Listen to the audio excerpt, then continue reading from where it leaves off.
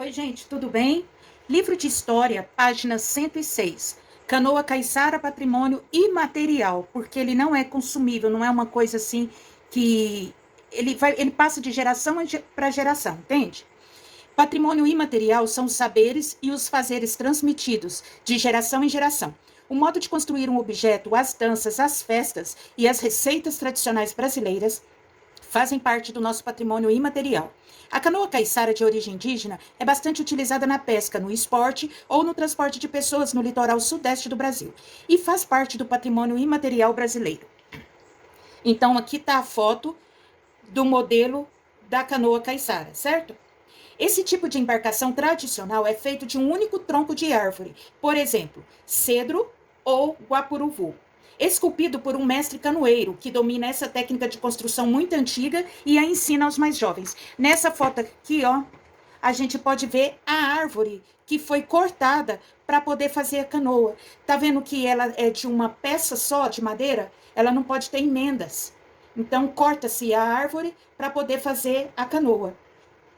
Nessa página aqui, nós temos três coisas importantes aqui para a gente comentar. Número 1, na linguagem caiçara, tirar uma canoa significa construir utilizando a técnica de construção de canoa caiçara. A canoa começa a ser esculpida no próprio local de onde a madeira é retirada, com instrumentos simples, como a plana e um martelo. Gente, é praticamente feito à mão, olha só. Imagina o tanto de tempo que gasta. Depois ela é puxada para o local onde continuará a ser esculpida até tomar a forma final. Por fim, é pintada com cores vivas. Então, olha só, nessa foto tem uma legenda: Caiçara retira a água de canoa que foi esculpida na máquina e que será levada até a encosta para que seja finalizada e lançada ao mar. Paraty, no estado do Rio de Janeiro, 2016. Discuta com os colegas e registre suas conclusões. Por que a tradição da canoa caiçara é importante? Olha, turma, a canoa caiçara e o modo como ela é construída fazem parte da cultura caiçara e do modo de vida das comunidades do litoral sudeste do Brasil, que tradicionalmente dependem da pesca para sobreviver. A técnica representa um patrimônio cultural e material do Brasil. Como eu disse, essa técnica é passada de geração a geração, certo? Então tá, vou ler novamente a resposta. A canoa caiçara e o modo de construí-la fazem parte da cultura caiçara e do modo de vida das comunidades do litoral sudeste do Brasil, que tradicionalmente dependem da pesca para sobreviver. A técnica representa um patrimônio cultural e material do Brasil. Bom, esse exercício aqui, ó, o número 2 e o número 3, a gente não vai fazer. Agora nós vamos passar para a próxima página.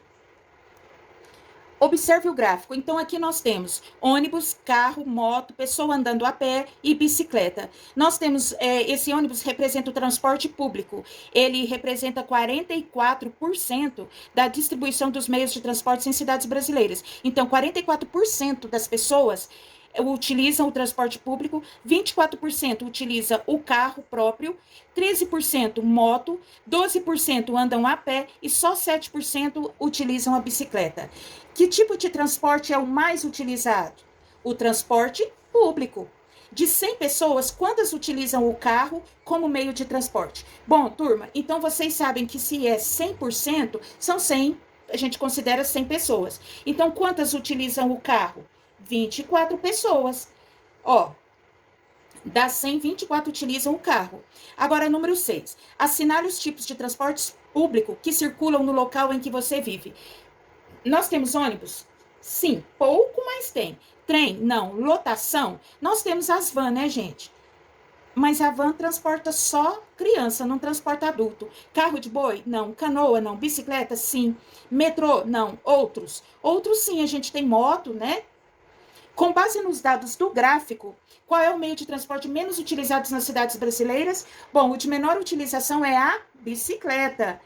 Formule uma hipótese para explicar esse fato. Bom, a falta de segurança para os ciclistas no trânsito, a falta de ciclofaixas e ciclovias nas cidades e a maior comodidade do transporte motorizado, ou seja, a pessoa chega mais rápido, a pessoa não transpira, se for de carro ou de moto ou transporte público, se for de bicicleta, ela provavelmente vai chegar suada, né? Então é isso aí.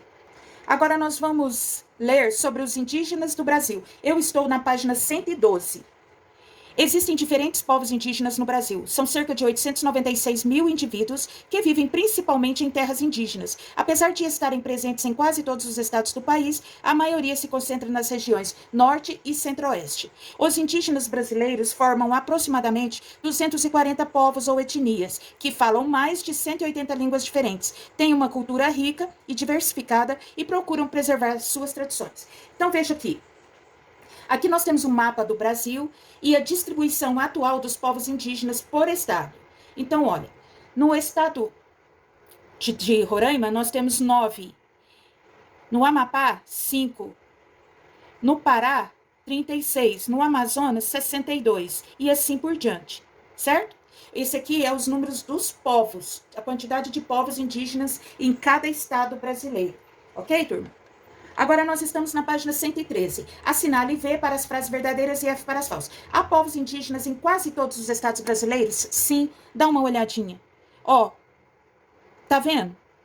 Todos os estados têm um númerozinho. Esse númerozinho representa o total de povos indígenas nos estados, então é verdadeiro. A maioria dos povos indígenas vivem nas cidades brasileiras? Eles vivem na mata ou nas terras que foram reservadas a eles. Todos os povos indígenas falam a mesma língua? Não. Aqui no texto, ó, fala que eles falam 180 línguas diferentes, então é falso. Yanomami, Calapalo, Iaualapiti e Guarani, Biá são povos indígenas com diferentes culturas? Sim. Cada um tem a sua cultura. Observe a fotografia. O lugar onde você vive é parecido com o local mostrado na fotografia ou é diferente? Bom, apesar de ser diferente, essa número 2 não é para fazer, então nós vamos pular para 3. Marque de vermelho o estado que reúne o maior número de povos indígenas. Marcar de vermelho. Então vamos olhar aqui. Qual é o que tem o maior número de povos indígenas? O Amazonas. Então nós vamos escrever aqui Amazonas.